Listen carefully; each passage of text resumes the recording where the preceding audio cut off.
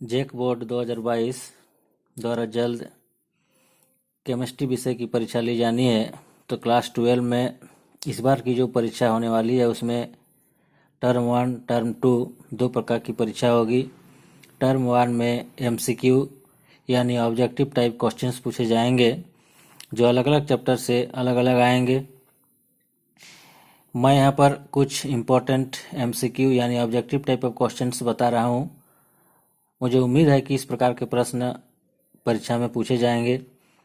NCERT भाग 1 यानी part 1 का पहला चैप्टर आपका द सॉलिड स्टेट, जिसको ठोस अवस्था के नाम से जानते हैं, उसका कुछ इस प्रकार से प्रश्न है। प्रश्न 1, the total number of particle in a primitive cubic unit cell is. इस प्रश्न में पूछा जा रहा है कि जो प्रिमिटिव क्यूबिक यूनिट सेल होता है उसमें गिनने पर कण का संख्या या पार्टिकल का संख्या कितना होगा। तो इसका आंसर होगा 1, क्योंकि प्रिमिटिव क्यूबिक यूनिट सेल में पार्टिकल या कण का संख्या आपका 1 होता है, यानी z = 1 होता है। अगर प्रश्न संख्या 1 इस प्रकार से पूछा जाता तब भी इसका आंसर 1 होता। The total number of particle in a SCC unit cell, कहने का मतलब है कि प्रिमिटिव क्यूबिक यूनिट सेल के बदले अगर यहाँ पर एससीसी यूनिट सेल यानी simple cubic crystal unit cell होता तब भी इसका आंसर 1 होता। अब मैं इसका एक्सप्लेन कर रहा हूँ कि प्रिमिटिव क्यूबिक यूनिट सेल में पार्टिकल का संख्या या कण का संख्या 1 कैसे होगा। ये जो फिगर दिख रहा है, चित्र दिख रहा है, ये प्रिमिटिव यूनिट सेल का चित्र है। ये जो क्यूब है इसमें 8 कॉर्नर्स, 8 कोना दिखाई दे रहा है। यहाँ पर लिखा हुआ है पार्टिकल एट द कॉर्नर। तो ये जो क्यूब है इसमें गिनने पर 8 पार्टिकल का संख्या है, यानी 8 कोने में 8 पार्टिकल है। इस चित्र को देखने से ऐसा लगता है कि प्रत्येक कोना में उपस्थित जो कण है, पार्टिकल है, वो वास्तव में इस यूनिट सेल का ही है, लेकिन ऐसा नहीं है। जब हम इस प्रिमिटिव यूनिट सेल का क्रिस्टल का एक्सरे डिफ्रैक्शन मेथड से अध्ययन करेंगे तो हम देख पाते हैं कि ये जो प्रिमिटिव यूनिट सेल है ये अलग अलग 8 यूनिट सेल से जुड़े हुए रहते हैं। तो इस प्रकार हम कह सकते हैं कि प्रत्येक कोना में उपस्थित जो पार्टिकल है वो उस सिंगल यूनिट सेल की तरफ उसका भागीदारी 1 नहीं होकर के होता है 1/8।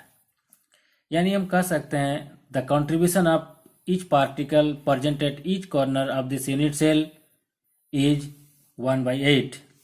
चूंकि गिनने पर 8 कोने हैं तो पार्टिकल की संख्या भी 8 होंगे। तो इस प्रकार से हम लिख सकते हैं z = 1/8 × 8 = 1। तो z हो जाएगा 1, जहाँ z को बोला जाता है द नंबर ऑफ पार्टिकल या कण की संख्या। तो इस प्रकार से जो प्रश्न 1 था उसमें आपका पार्टिकल का संख्या होगा 1। प्रश्न संख्या 2, the total number of particles in a body centred cubic unit cell. प्रश्न संख्या 2 में पूछा जा रहा है कि जो body centred cubic unit cell होता है, जिसको शॉर्ट में बोलते हैं बीसीसी यूनिट सेल, उसमें गिनने पर पार्टिकल या कण का संख्या कितना होगा। तो इसका आंसर होगा आपका 2, यानी z = 2। इसका z = 2 कैसे होगा उसका मैं एक्सप्लेन। ये जो फिगर दिखाई दे रहा है, ये जो चित्र दिखाई दे रहा है, ये बीसीसी यूनिट सेल है।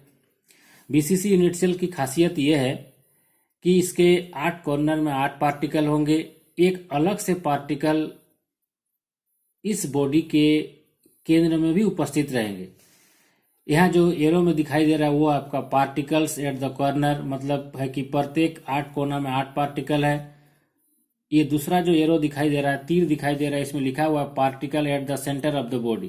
कहने का मतलब है कि बीसीसी यूनिट सेल के प्रत्येक 8 कोना में 8 पार्टिकल या 8 कोण तो रहेंगे ही, साथ में एक अलग से पार्टिकल या कण कहाँ उपस्थित रहेंगे, तो आपका इस बीसीसी यूनिट सेल का सेंटर में, केंद्र में।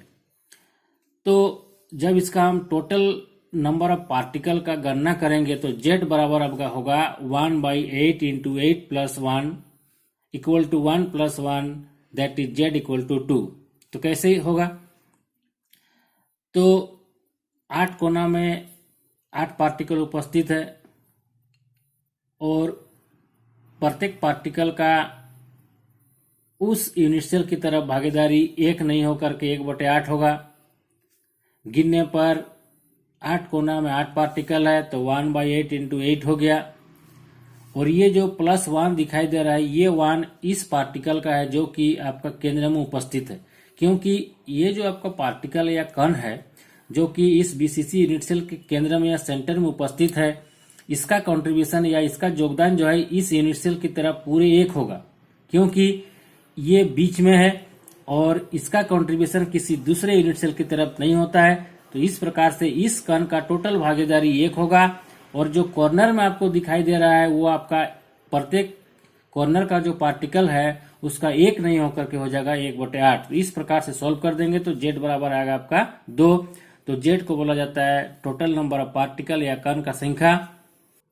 तो इस प्रकार से हम कह सकते हैं कि जो प्रश्न संख्या 2 है यानी उसका आंसर होगा आपका बी, आंसर 2।